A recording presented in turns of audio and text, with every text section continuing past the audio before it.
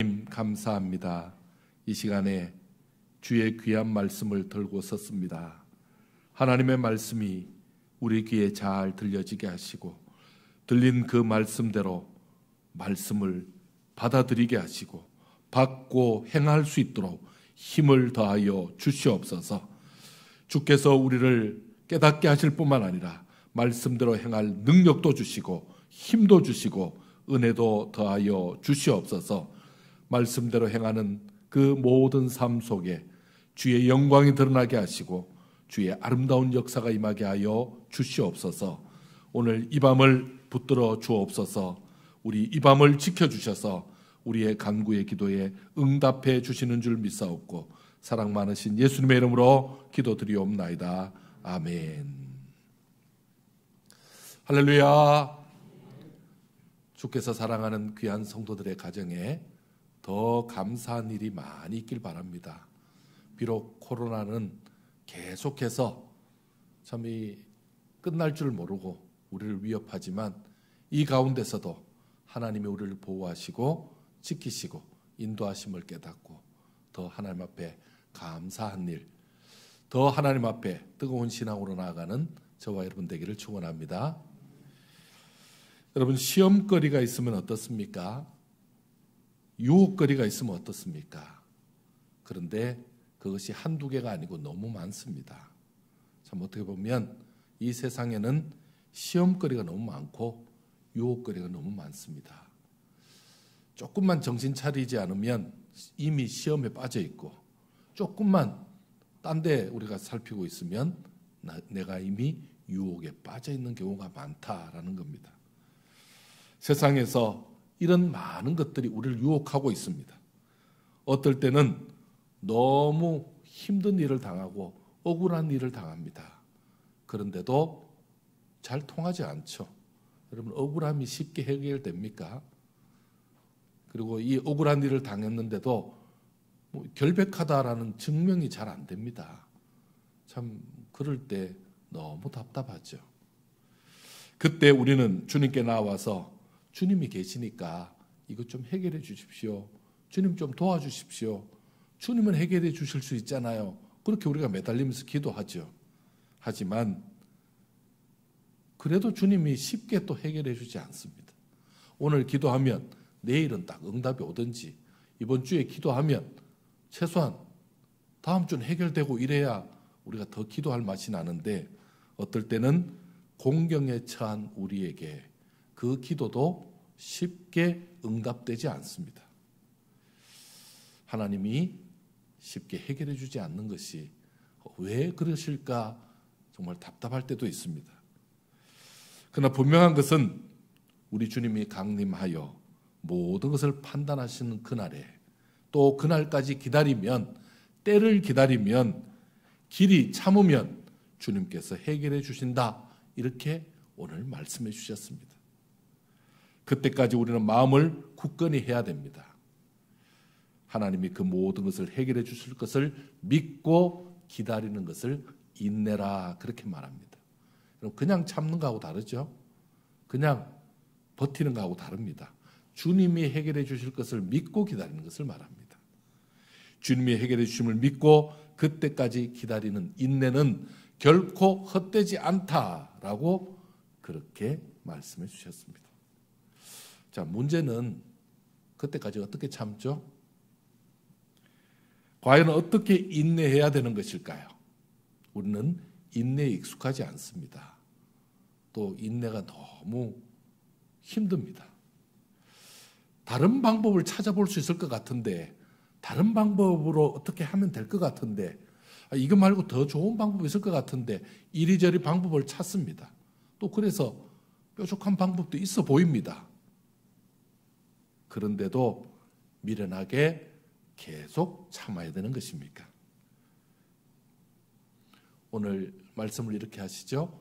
주께서 강림하시기 전까지 길이 참으라 이렇게 말합니다. 그럼 참으라고만 말씀하십니다. 이 말을 하시면서 농부가 땅의 열매를 바라고 길이 참고 그리고 이른 비와 늦은 비를 기다리는 것 같이 그렇게 참으라라고 말씀하고 있습니다. 농부 얘기를 해주셨습니다. 여기서 길이 참는다는 의미를 우리가 좀 알아야 합니다. 여러분, 길이 참다는 말이 무슨 말이죠? 일정 시간을 기다리는 인내가 필요하다라는 말씀입니다. 시간이 걸린다라는 것을 알아야 여러분 우리가 조급증이 덜 나고 기다릴 수 있죠. 보통 결실하는 농작물은 수확을 얻기까지 보통 1년 정도의 시간이 지나야 결실을 얻을 수 있습니다. 여러분, 아무리 좋은 벼라도 오늘 지금 맛있는데 내일 또 먹어야지. 여러분, 그게 잘 안 됐죠. 1년 기다려야죠. 우리는 지금 1년 지난 그 쌀을 먹고 있는 겁니다. 또 과실나무는 어린 묘목을 심어서 3년, 5년 이렇게 걸려야 그 결실이 맺히는 것입니다. 내가 오늘 사과 먹고 싶다고 사과나무 묘목 사와서 심다고 그 사과를 먹을 수가 없죠. 인삼은 수확하기까지 6년이 걸린다고 합니다. 산삼은요, 6년 갖고 모자라죠. 한 30년도 걸리고 50년도 걸리고 100년 정도 걸린 걸 발견하면 대박입니다. 그럼 더 오래될수록 더 좋은 거죠. 그렇다면 어떤 농작물이나 과실수보다 훨씬 더 귀한 우리는요, 우리에게는 평생의 시간이 필요할 수도 있습니다. 우리 주님이 오시기까지 일정 시간 걸릴 것이니까 우리 주님이 해결해 주실 때까지 시간이 필요하니까 기다리라, 이렇게 말씀하셨습니다. 주님이 나를 변화시키기 위해서 지금까지 기다리신 거 생각하면 우리는 조금 더 기다릴 수 있습니다. 여러분, 주님이 우리를 변화시키려고 참 많이 기다리지 않았습니까? 주님은 우리 인생을 지금 믿음의 사람으로 세우시려고 참 그 숱한 날을 기다려 주셨습니다. 참 우리 주님이 만약에 우리처럼 성질이 급했다면요, 여기 한 사람도 살아있는 사람이 없을 겁니다. 우리 주님은 그때도 기다려 주셨습니다. 그거 생각하면서 기다려야 합니다. 자, 또한 농사는요, 시간만 지나면 된다, 이렇게 해서 농사가 되는 것이 아닙니다. 그렇게 시간만 지난다고 열매를 맺는 것이 아닙니다. 기다리는 동안 반드시 해야 될 일이 있습니다. 여러분, 농사는 어떻습니까? 밭에 거름을 넣어줘야 합니다. 그냥 거름 없이 그냥 계속 똑같은 밭에 똑같은 농사 지으면요, 그 농사는 반드시 병충해를 당합니다. 밭을 잘 갈아야 합니다. 그리고 물을 잘 주어야 합니다. 그리고 씨를 뿌려야 합니다. 그리고 그것이 끝이 아니죠. 잡초를 뽑아 주어야 합니다. 그리고 벌레도 잡아 주어야 합니다. 그리고 가지도 쳐 주어야 됩니다. 열매가 너무 다닥다닥 붙어 있으면 열매도 솎아 주어야 합니다. 또 복숭아 같은 과일은요, 일일이 봉지를 다 싸 주어야 됩니다. 그런 일들을 감당해 주어야 결실을 얻을 수 있는 겁니다. 이처럼 수확을 얻기 위해서, 열매를 거두기 위해서 농부는 아침 일찍부터 저녁 늦게까지, 정말 달 밝으면 달빛 아래서도 일할 수 있습니다. 그런데 깜깜해서 더 이상 보이지 않아서 일을 못할 시간까지 그렇게 열심히 일한 이후에 결실을 얻는 것입니다. 여러분, 그게 기다리는 것입니다. 어떤 때 이렇게 참아야 합니까? 어떤 때 이렇게 참아야 됩니까? 이렇게 기다리면서 열심히 감당하면서 참아야 됩니까? 사실은 시험의 때에 이런 일이 닥칩니다. 시험 중에 이런 일이 닥칩니다. 시험 중이라는 말은 가장 어려울 때, 가장 힘든 때 더 기다리게 하고 또 일하게 하는 겁니다. 몸과 마음이 가장 힘든 때입니다. 그때 뭐 하라는 겁니까? 오래 참으라, 이렇게 말씀합니다. 참, 그러니 어떻게 말하면 죽을 지경입니다. 이 말씀은 정말 말씀 한 구절이 아니라 우리를 너무 힘들게 하는 말씀입니다. 우리는 어렵고 힘든 때 몸과 마음까지 짓눌려 있고 너무 괴로우면 어떻습니까? 그때 억울하고 화가 나니까, 열을 받으니까 우리는 성급하게 행동으로 옮기려고 합니다. 차라리 내가 확 저질러 버리지, 내가 보복을 해버리지, 내가 이렇게 사느니, 이렇게 내가 속병들어 죽느니 내가 한번 확 해버릴 거야. 주먹이 더 빠르다고 생각합니다. 그것도 참아야 합니다. 아니면 포기하려는 유혹이 계속해서 나를 사로잡습니다. 스스로 고통받고 있는 그 지금 현재 상태를 정리를 합니다. 그러면서 정리를 해서 결론을 내립니다. 그럼 성급히 결론 내리면 안 되는데 그것도 결론을 내립니다. 자학하는 스타일은 어떻습니까? 내가 잘못했지. 아이고, 내가 미쳤지. 내가 나쁜 놈이지. 이렇게 자학합니다. 그럼 그것도 문제가 있습니다. 아니면요, 철저히 상대를 악한 자로 몰아갑니다. 세상 비관하죠. 무조건 상대 탓하면서 상대가 나쁜 놈이니까 내가 조금 잘못해도, 내가 실수가 있어도 상대를 더 나쁘게 만들면 내 실수가 적어지거든요. 그렇게 위로받는 것도 해결책이 아닙니다. 무엇이든지 끝나면 좋겠다고 서두르면 그게 하나님의 뜻일까요? 그것도 아닙니다. 버티면 어떻게든지 해결되겠지, 그렇게 생각하는 것이 아니고, 심판이 있고 보상이 있고 완성이 있으니까 포기하지 않고 기다리는 겁니다. 누가 심판하십니까? 우리 주님이. 우리 주님이 완성하시고 우리 주님이 보상하시고 해결하시겠지 하고 기다리는 것입니다. 농부가 이른 비와 늦은 비를 기다리는 것은 시간 낭비가 아닙니다. 바로 열매를 얻기 위한 필수 과정인 것입니다. 원망하는 것은 시험에 임하는 가장 좋지 않은 태도입니다. 가장 잘못된 태도 중에 하나입니다. 우리가 쉽게 하나님께 대해서 이렇게 말합니다. 하나님께서 나를 시험하시네. 지금 하나님이 나를 시험하시는구나. 이렇게 보통 우리가 말을 합니다. 이것도 하나님께 원망을 돌리는 거죠. 우리 하나님은 우리를 시험하려고 계시는 분이 아닙니다. 내가 시험에 빠져놓고 하나님이 나를 시험하신다고. 그럼 조금 이게 앞뒤가 안 맞는 말이죠. 타인에게 잘못과 책임을 돌리는 것, 여러분, 그 문제가 있는 것입니다. 그것은 시험의 이유나 목적을 다 알고 있는 내가 판단하는 듯한 모습이죠. 굉장히 오만한 태도죠. 아, 그래서 시험하는구나. 아, 그래서 나를 이렇게 달아보시는구나. 그럼 그 자체가 좀 이게 어불성설이라 그러죠. 앞뒤가 안 맞는 말입니다. 시험은 내가 당하고, 시험은 내가 들어가 놓고 그 원인을 하나님께로 돌리든지 다른 사람께 돌리는 것, 좋은 태도가 아닙니다. 심판은 누구의 영역입니까? 하나님의 영역입니다. 이게 시험인지 심판인지, 이게 맞는지 틀리는지 그 판단도 다 하나님이 하시는 겁니다. 그분이 문 밖에 서 계시니까 머지않아서 진상이 드러날 것이고, 그리고 해결해 주실 것이다. 더 나아가서 내 시커멓게 지금 멍든 이 가슴도 위로해 주시고 나를 세우실 것이다 라는 그 믿음이 필요합니다. 모든 어려운 과정을 통해서 나를 온전하게 만드시려고 주님이 지금 더 기다리고 계시고, 주님도 참고 계실 뿐이지 결코 주님은 못 본 척하지 않으십니다. 주님이 지금 기다리고 계시는 것입니다.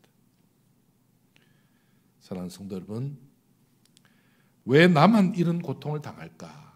왜 나는 이렇게 계속해서 이런 시험에 빠질까? 이런 어려움에서 빠져나가지 못할까? 왜 나는 이렇게 지지리도 복이 없을까? 왜 나는 이렇게 늘 힘들게 사는 것일까? 하나님이 계시는데 왜 나만 이렇게 내버려 두시는 것일까?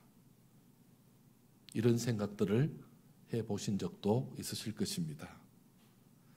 아니면 그것 때문에 늘 하나님에 대해서 불만이 있거나 화가 나 있지는 않습니까? 저는 고3 때 우리 하나님 앞에 굉장히 화난 적이 있었습니다. 왜냐하면 제가 입시에서 실패했거든요. 입시에서 실패를 했는데 굉장히 화가 나더라고요. 어떻게 그럴 수 있냐고. 제가 기도하고 목표한 대학도 있었고 하나님께서 내가 수석해달라고 한 것도 아니고 1등하게 해달라는 것도 아닌데 어떻게 그렇게 많은 학생들이 가는 대학을 못 가게 하는 겁니까? 저 너무너무 화가 나서 교회 안 나갔습니다. 하나님 보기 싫어서. 여러분 참 웃기는 얘기 아닙니까? 지금 생각하면 참 이게 말하기도 부끄러운 얘기입니다. 공부는 지가 안 해놓고 갑자기 하나님을 왜 들먹거리고 차라리 우리나라 정부를 뭐라 그러든지 뭐 대통령에게 차라리 변명을 이렇게 책을 잡든지 해야지 문교부 장관에게 하든지 왜 하나님을 그렇게 합니까? 그것 자체가 하나님을 통해서 뭔가 하나님의 힘을 빌려가지고 원래 내 능력은 여기까지인데 하나님께서 보태주시면 여기까지 올 것 같은 그런 기대를 가지고 있다가 폭삭 내려앉은 거죠. 참 지금 생각하면 제가 생각해도 너무 웃기는 일이죠. 그런데 그때는 그게 다라고 생각하죠. 우리가 그럴 때가 있습니다. 그만큼 스스로의 세계에 빠져 있을 때는 점점 더 자기 중심이 되거든요. 여러분 그런데 기억하시기 바랍니다. 나만 예외적으로 지금 기막힌 인생을 살고 있는 것이 아니라는 것입니다. 나만 그렇게 사는 것이 아니라는 겁니다. 우리처럼 길이 참고 신실하게 믿음으로써 그 믿음의 소망을 간직한 많은 선지자들이 있었습니다. 그들은 참 신앙이라는 하나님을 안다는 이유 때문에 수많은 기득권에 부딪혔고 그리고 불의에 맞서서 하나님의 뜻을 대언했습니다. 그러다가 더 많은 불의자들에 의해서 그들은 고통받았고 부당한 고난을 당했습니다. 그들은 억울하게 매를 맞았고 심지어 죽임을 당했습니다. 하지만 그들은 하나님을 원망하지 않았습니다. 왜 나만 이렇게 죽임을 당해야 되냐고 원망하지 않았습니다. 그들은 당장의 보상이나 명예를 구한 적도 없습니다. 여러분 성경에 나오는 인물 중에 욥만큼 억울한 사람이 또 있겠습니까? 여러분 욥은 무슨 잘못을 그렇게 했습니까? 정말 그는 예배하는 자였고 그는 정말 다른 사람을 잘 구제하는 사람이었고 자식을 잘 키운 사람이었고 다른 모든 사람들에게 존경받는 정말 하나님이 보실 때도 정말 내가 자랑할 만한 이 땅의 인물 욥이 있다라고 할 정도로 그는 너무너무 잘 살았습니다. 그런데 하나님께서 그를 사탄에게 내주셨잖아요. 그도 그런 어려움을 당하고 하나님께 따져서 묻습니다. 하나님 어떻게 이럴 수 있습니까?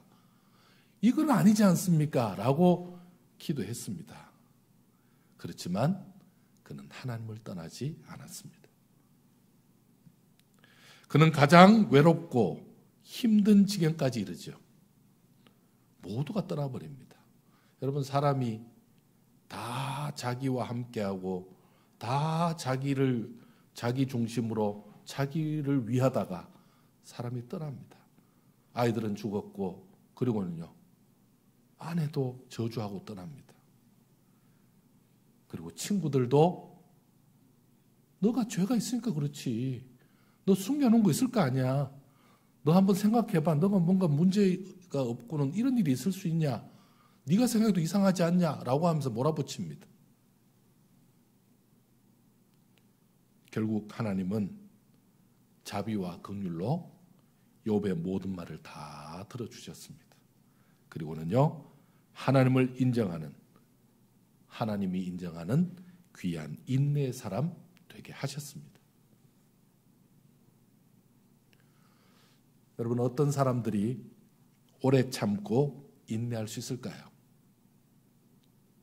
오늘 우리 하나님께서 판단하실 때까지 길이 참으라고 그렇게 말씀하시는데 정말 어떤 사람들이 참고 인내할 수 있겠습니까?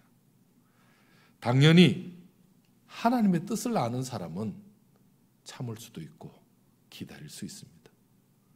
하나님의 뜻을 알지 못하는 자는 너무 억울할 수밖에 없죠. 너무 황당할 수밖에 없죠. 어떻게 해야 됩니까? 하나님의 뜻을 묻고 그 뜻을 찾아서 계속해서 묵상하며 기도해야 하는 것입니다. 그리고는요, 하나님의 뜻을 알게 되면 오늘 말씀처럼 예, 아니요 할 수 있다는 것입니다. 맞으면 예, 아니면 아니라 할 수 있다는 것입니다.